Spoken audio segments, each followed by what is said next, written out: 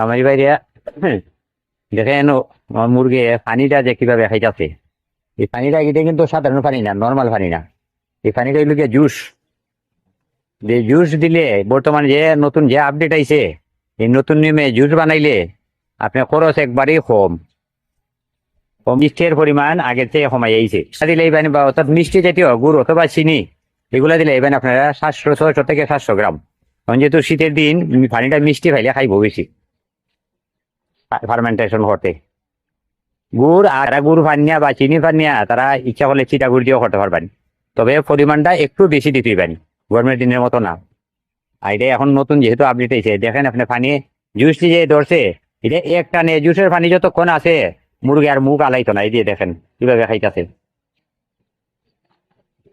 আর মুরগ দেখেন এই যে জুসের পানি খাওয়াতে আমি কোনো ভ্যাকসিন করি না, মুরগরে ভ্যাকসিনও করা লাগে না।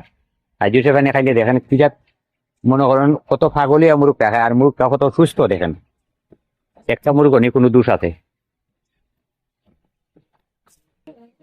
এই এই যে দেখেন আমার পাহারাদার, হেও জুসের পানি খায়। মুরগের সাথে খাদ্য খায় জুসের পানি। এই যে পাত্র উল্টাই নিছে, পাত্র দেওয়া মাত্রই উল্টাই ফেলাই দেয়। কি ফাগলিয়া খায়, জুসটা দিলে মুরগ ফাগলি যায়, যে কোন সময় জুসটা দিতাম।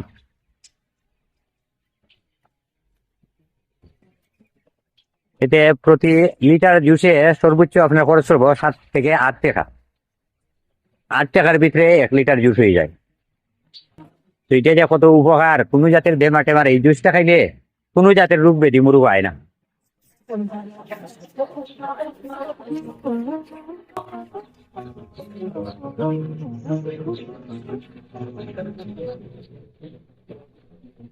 এই দেখেন আমার পাহারাদার, কেউ জুস খায়, তার সাথে জুস খায়।